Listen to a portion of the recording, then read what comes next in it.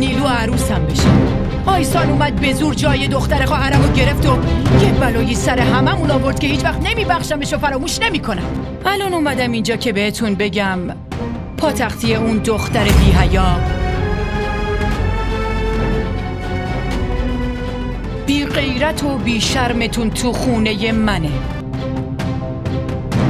ببرینش پسرمو فلش کنید، فلش کنید. امروز یادت باشه پشیمون میشی. 2 روز آب خنک بخوری حسابی حال جا میاد. بعدم میفهمی کی پشیمون میشه و کی نمیشه. یار کی گلی میں مر جانا عشق ہے، پل میں بنا دے جو دیوانہ عشق ہے.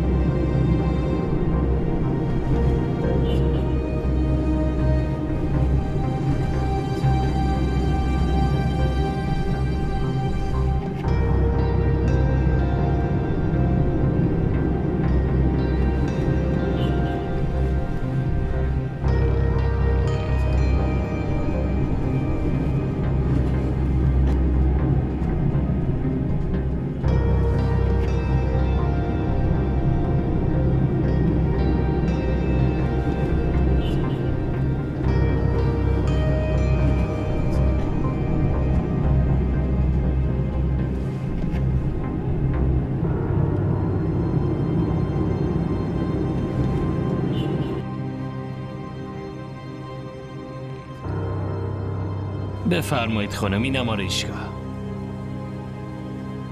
آیسان رسیدیم آرایشگاهت؟ چی شده؟ حواست کجاست؟ هیچی. خب چی شده؟ بگو از چی ناراحتی؟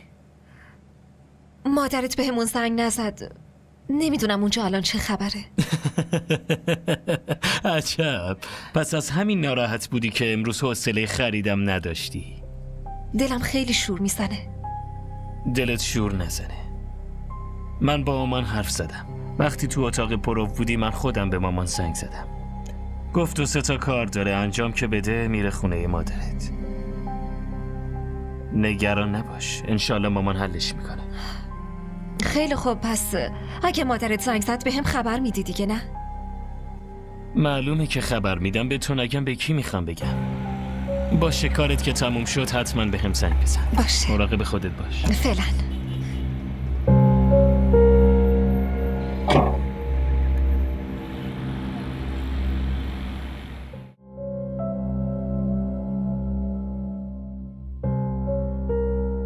مامان من دلم نمیاد اینجوری ولت کنم برم.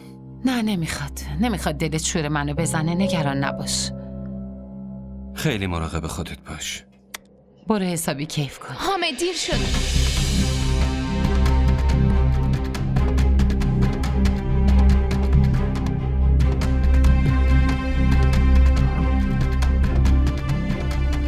اینجا چی کار میکنی؟ شما منو نمیشناسی، ولی من دست پروردتون آیسانو خیلی خوب میشناسم. ما دیگه هیچ نسبتی به آیسان نداریم. با حرف نسبت‌ها از بین نمیرن.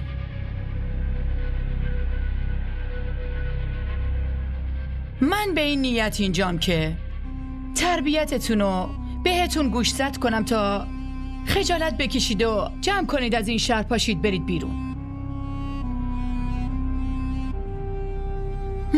ولی انگار خودتون از قبل آماده شدین. دخترتونو خیلی خوب تربیت کردین. یه پسر رو از مادرش گرفته. آیسان تقصیر نداره، شروین مقصره. برای اینه که اون رفت دنبالش. اونم باهاش رفت.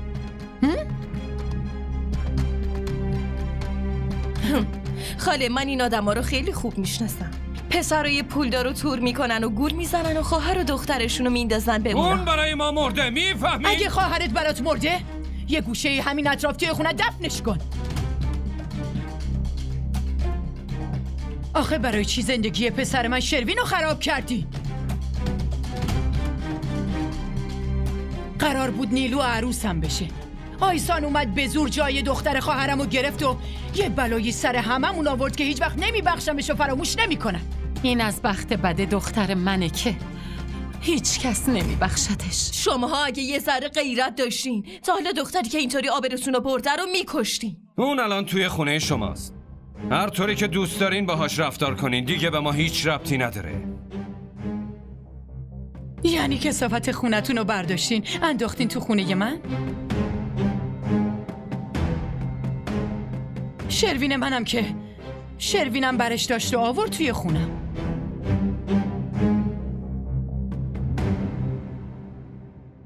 الان اومدم اینجا که بهتون بگم پاتختی اون دختر بی‌حیا، بی غیرت و بی شرمتون تو خونه منه.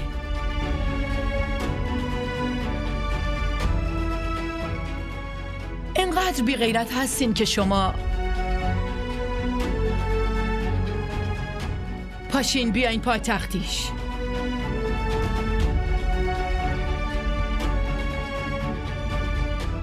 بیاید، منتظرم. بریم نیلو.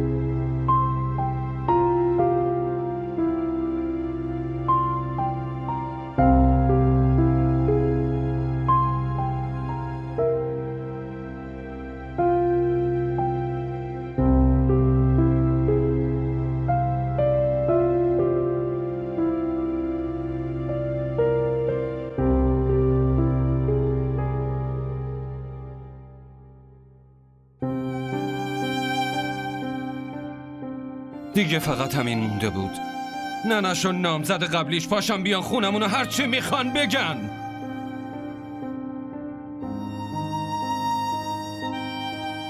این آیسان چرا نمیمیره؟ جونمو گرفته.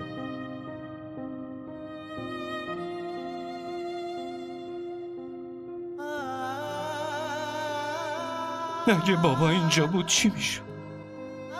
خودتو کنترل کن حامد.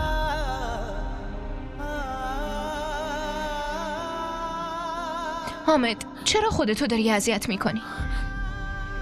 ببین حامد، با کاری که آیسان با خانواده ما و خانواده شروینی نکرده، اینا والا بازم صبورن که فقط اومدن با همون دعوا را بندازن.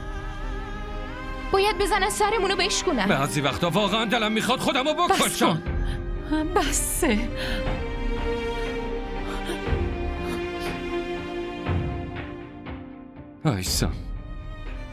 آیسان کار خوبی نکرد.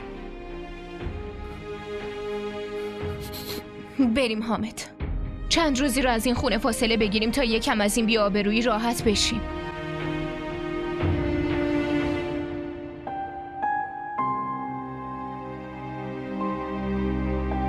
مراقب خودت باش. برو پسرم. خداحافظ.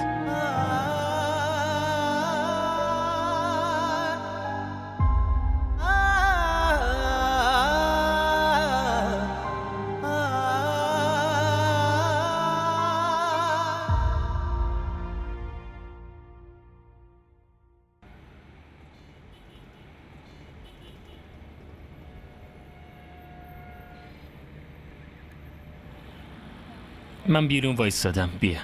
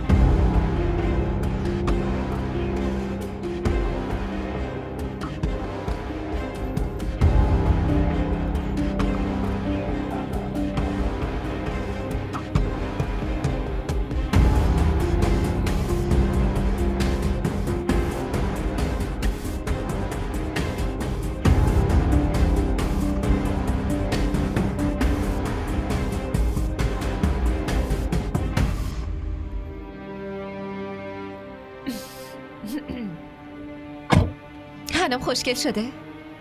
خیلی خوشگل شده. ممنون. ببینم مامانت زنگ زد؟ نه عزیزم، زنگ نزد. منم زنگ زدم جواب نداد، شاید کار داشته. بریم حنات خراب نشه. اومدم خونه میشینیم حرف میزنیم.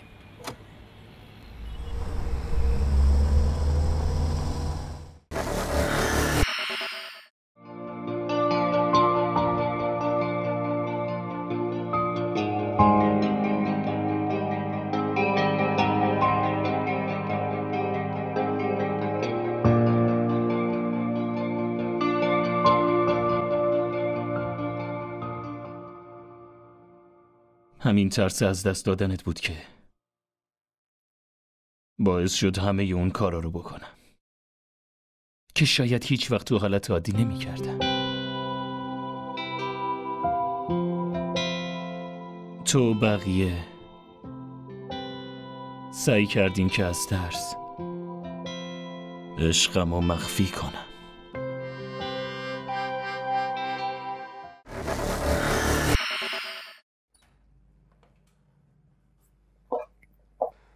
مامانم که هنوز نیومده. بیاد با هم حرف میزنیم. تو استراحت کن، من یکم دیگه میام. کجا داری میری؟ یادم اومد یه کار مهم دارم، برم تمومش کنم. میره پیش مادرت؟ نه اونجا نمیرم. یه کار واجب دارم انجامش بدم، زود برمیگردم. هر چی خواستی تو آشپزخونه هست، زنگ بزن. باشه. آره استراحت کن.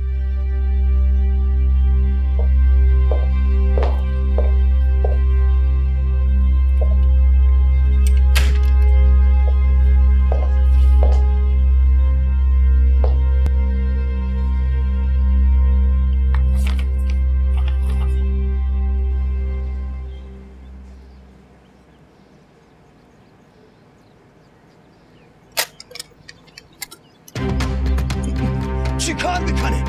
اینجا چه خبره؟ بیاریدش، زود باش، عجله کن. ولم کنی.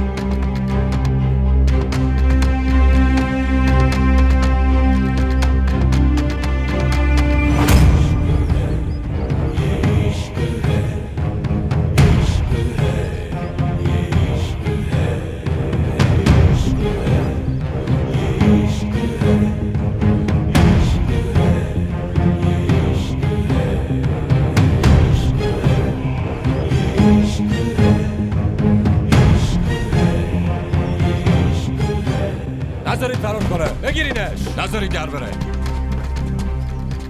گفتم ولم کنی. چی شده؟ اینجا چه خبره؟ چی شده؟ کجا دارین پسرمو میبرید؟ آقا شربین علیه پسرتون شکایت کرده، مزاحم خانومش شده، ببریدش. پسر منو میگی مگه چی کار کرده؟ نمیتونید همینطوری از اینجا ببرید. خانوم ما کلی مدرک داریم. میخواین معطلمون کنین که از اینجا فرار کنه؟ ببریدش. نه نمیتونین همینطوری ببرینش. بجنبید، حرکت کنید. ببرینش پسرمو ولش کنین، ولش کنین. امروز یادت باشه، پشیمون میشی. 2 روز آب خنک بخوری حسابی حال جا میاد. بعدم میفهمی کی پشیمون میشه و کی نمیشه. ببریدش. برو. پسرمو ولش کنید.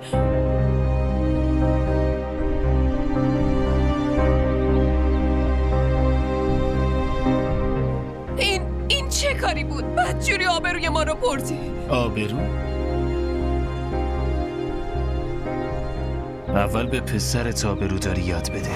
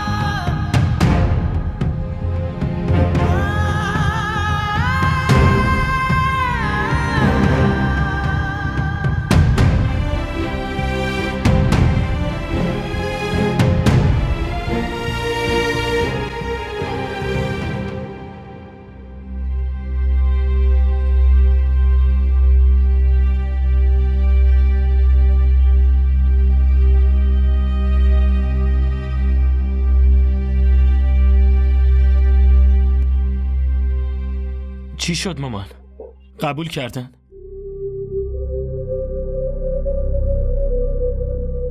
چی شده مامان؟ همه چی خوبه؟ وقتی خوب بود پسرم که اونا قبول میکردن. قبول میکردن یعنی چی؟ چی شده؟ ببین شروین جان، من همه سعیمو کردم، بهشون التماس کردم و عذرخواهی کردم، منتشونو کشیدم، ولی اونا اصلاً. اونا چی مامان؟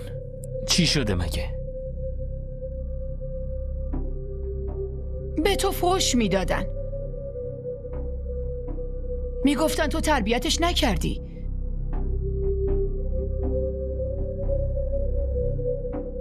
ولی من بازم منت کشیشونو کردم. دیگه چی کار میتونستم بکنم؟ بچه من اشتباه کرده بود، ولی اصلا بهم گوش ندادن، بهم توهین کردن.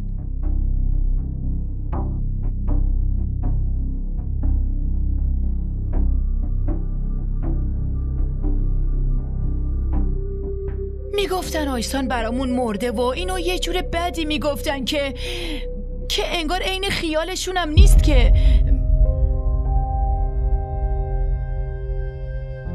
پسرم، من دیگه به نسبتای خونیم اعتماد ندارم. دلم هور ریخت پسرم. من که گفته بودم نمیخواد بری اونجا. باید یکم فکر میکردی ماما. پسرم خب باید سعیمو میکردم دیگه. برای مهمونی امشب لازم بود.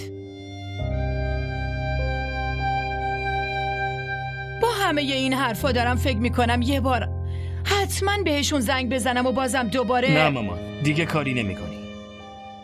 بسه.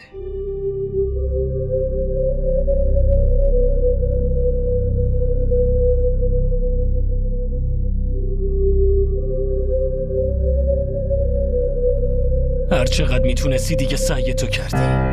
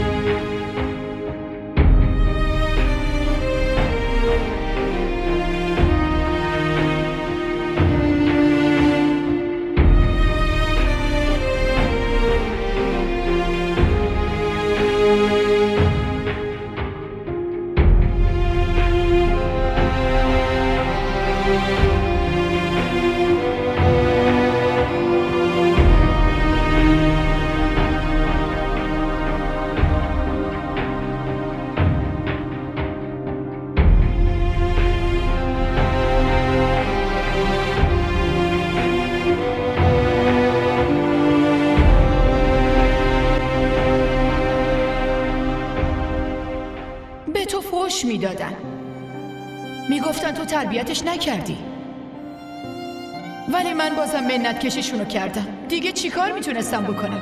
بچه من اشتباه کرده بود، ولی اصلا بهم گوش ندادن، بهم توهین کردن.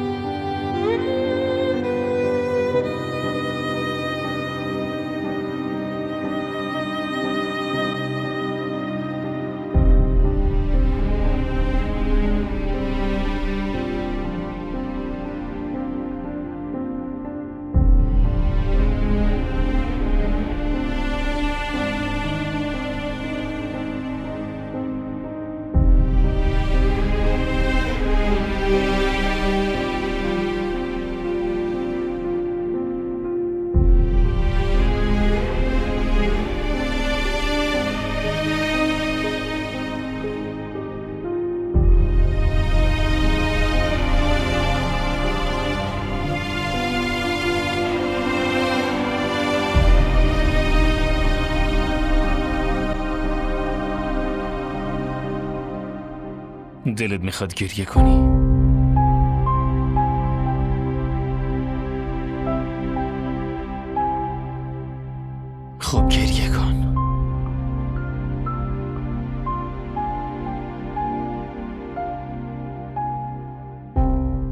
شاید یکم دلت آروم بشه.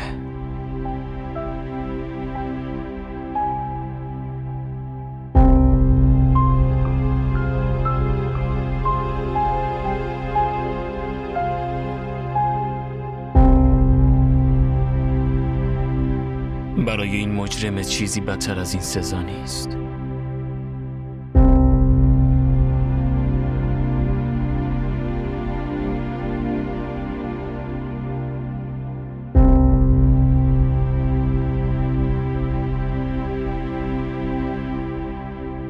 منو ببخش.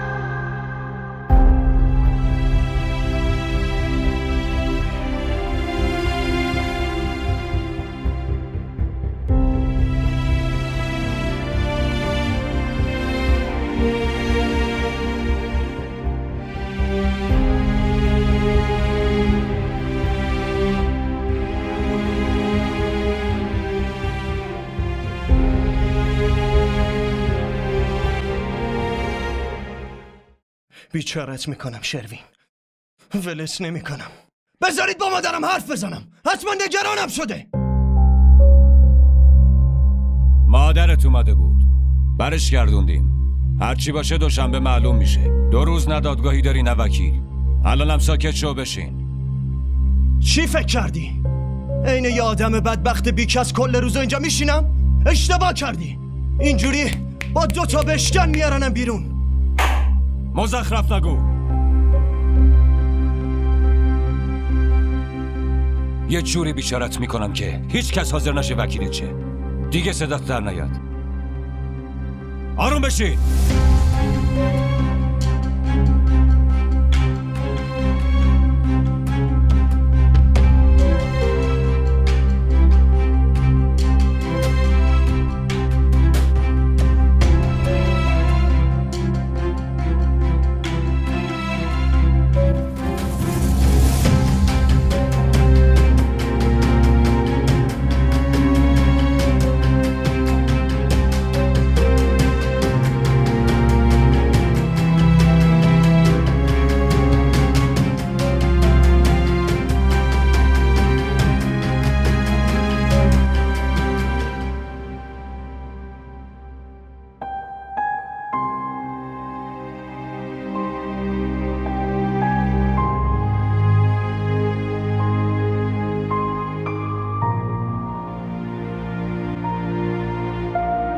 سبا مریم تویی؟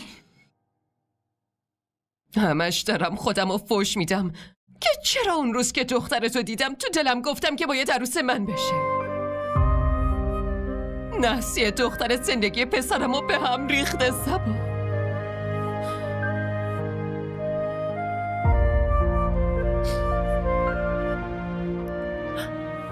از اون طفلی که من اصلا خبر ندارم که چه حالی داره، ولی الان اومدی اونو فحش بدی. دختر تو طفلیه که قشنگ شب عروسیش پسرمو سکه یه پول کرده رفت. به خاطر اونه که الان پسرم تو بازداشتگاه افتاده. بعد داره میگی طفلی؟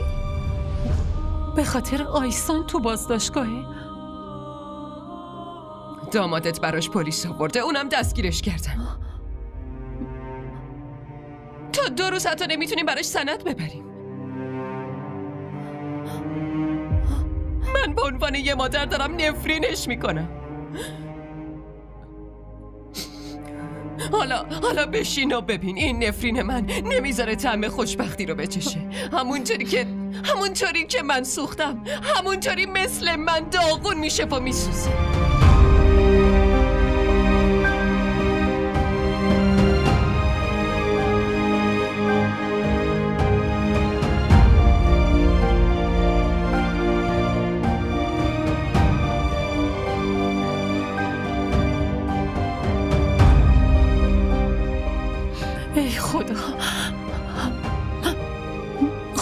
مداد دخترم برس.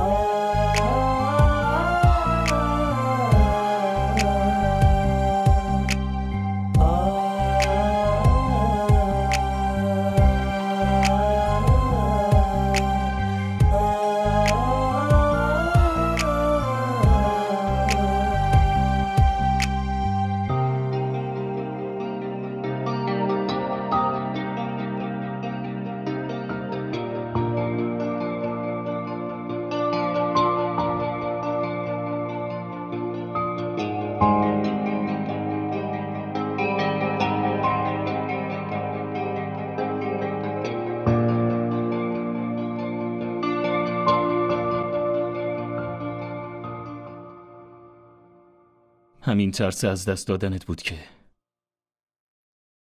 باعث شد همه اون کارا رو بکنم که شاید هیچ وقت تو حالت عادی نمی کردم. تو بقیه سعی کردین که از ترس عشقم رو مخفی کنم.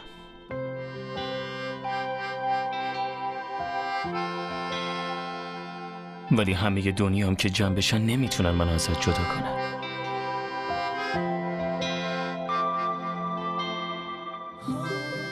منم هیچ وقت نمیتونستم مال یکی دیگه بشم. از اول مال خودت بودم. الانم مال تو هم. فقطم برای تو میمونم.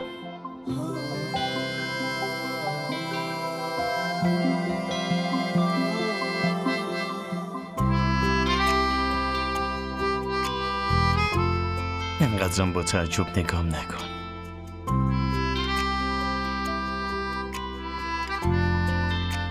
چون خیلی خوشگل‌تر میشی.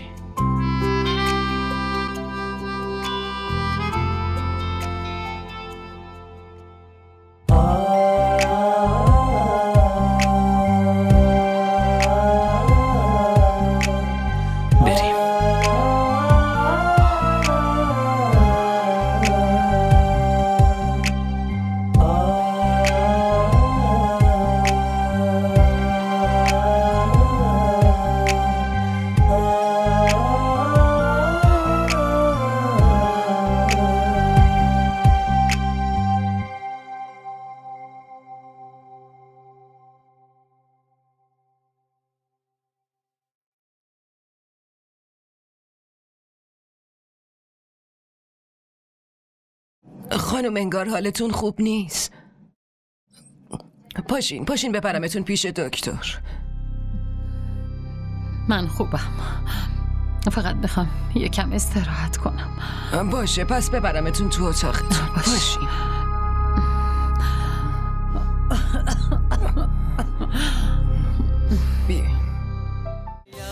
این ویدیو رو لایک کنید، کانالمون رو سابسکرایب کنید تا از سریال های جدیدمون هم آگاه باشید.